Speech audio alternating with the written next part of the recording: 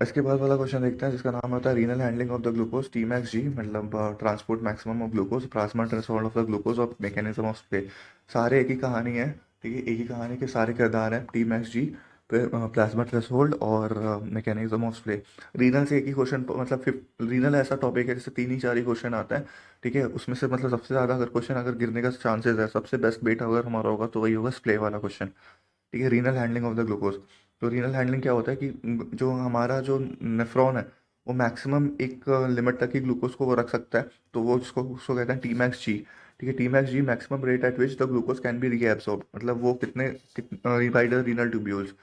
तो यहाँ से फिर वो जो ग्लूकोज उतरा, अब ग्लूकोज को रीएब्सॉर्ब होना है बॉडी में, तो बॉडी में अगर वो जब रीएब्सॉर्ब होगा तो कितना हो सकता है, मैक्सिमम वो कितना कर सकता है, उसकी क्षमता कितनी है उस नेफ्रॉन की, वो है टी मैक्स जी।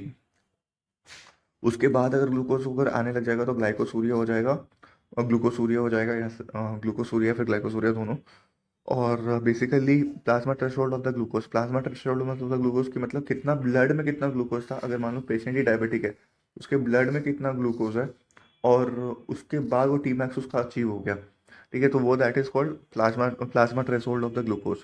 तो the plasma concentration at which the glucose starts to appear in the urine due to reaching at the Tmax G is termed as the plasma threshold of the glucose.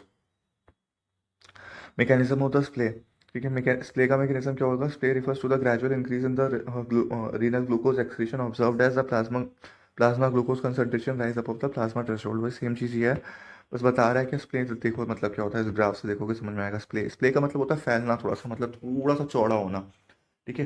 तो यहाँ से देखो line normal normal जा रही है, जितना मतलब glucose बढ़ रहा है बॉडी में, ध्यान देना इस चीज़ में, यहाँ पे मैं थोड़ा सा हाईलाइटर को यूज़ करने की लिबर्टी लूंगा।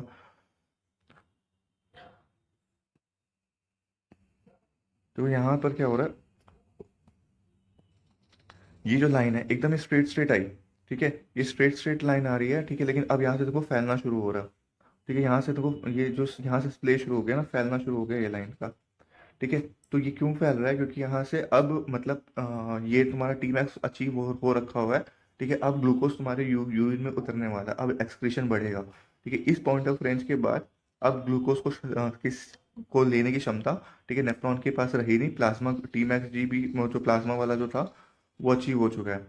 तो अब यहाँ से ग्लूकोज अब यूरिन में एक्सक्रीट होना शुरू कर देगा, और ये वाला जो एरिया है दैट इज कॉल्ड स्प्ले, थोड़ा सा फैलता हुआ है आगे चल के एक्सक्रीट हो रहा है।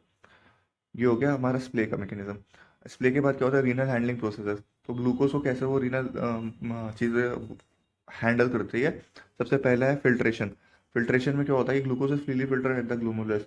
अगर हम ग्लूमुलस की बातें करेंगे तो यहाँ पे तो पूरी तरीके से ग्लूकोज फ्रीली फिल्टर हो जाता है। उसके बाद उसका रीएब्सॉर्प्शन मतलब जो मेन प्रोसेस होता है that will be in the PCT. ये जो पीसीटी है, ठीक है, पीसीटी के अंदर जाकर उसका मैक्सिमम रीएब्सॉर्प्शन होगा, ट्यूबुलर रीएब्सॉर्प्शन होगा। The majority filtered glucose is reabsorbed with the help of the कौन से रिसेप्टर, SGLT2 और SGLT1 रिसेप्टर्स के साथ उनका रीएब्सॉर्प्शन होगा। ये हमें मालूम है, किडनी दो होता है,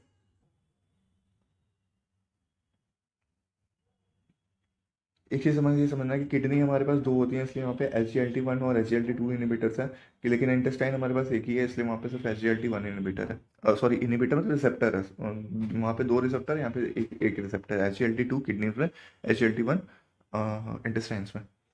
अब क्या होता है, प्लाज्मा थ्रेशोल्ड में टी मैक्स जी अचीव हो गया तो फिर तो ग्लूकोसूरिया आ जाने लगेगा। प्लाज्मा थ्रेशोल्ड मैंने बता ही दिया कि उसके बाद मतलब वो अपीयर होने लग जाएगा यूरिन में, क्योंकि अब तो नेफ्रॉन भी नहीं संभाल पाएगा। स्प्ले के बारे में भी बोलना है। क्लिनिकल इम्प्लीकेशंस में SGLT2 इनिबिटर्स होते हैं, वही ग्लिफ्लोजिन जो होते हैं सारे, तो वो सारे जो मेडिकेशंस होते हैं वो टी मैक्स जी को भी अफेक्ट करते हैं, और या मतलब वेरियस ग्लूकोसूरिया भी करते हैं। बेसिकली वो क्या करते हैं, टी मैक्स को जी को मतलब वो जो ग्लूकोज को सहने की क्षमता जो होती है उसको कम कर देता है, ठीक है, तो ज़्यादा से ज़्यादा मतलब ग्लूकोसूरिया हो रहा होता है ताकि पेशेंट को डायबिटीज़ ना हो, मतलब उसका ब्लड में से मतलब ग्लूकोज हट जाए। इनफैक्ट बहुत सारे लोग जो होते हैं, जो मैं खुद भी बहुत सारे क्लाइंट्स को अपने दे रखा हुआ है मैंने, क्या करता हूँ मैं कि जो जिनको शुगर जिन्होंने बहुत ज़्यादा मीठा खा लिया लेकिन वो वेट लॉस की डाइट पे है, तो उनको एकदम मॉनिटर करके एक दो SGLT इनहिबिटर्स दे दो, तो फिर उनके यूरिन में से ग्लूकोज निकल जाता है, उनको शुगर भी नहीं होता, उनका वेट वेट गेन भी नहीं होता। Coming to the last last question, that is the question number 10th।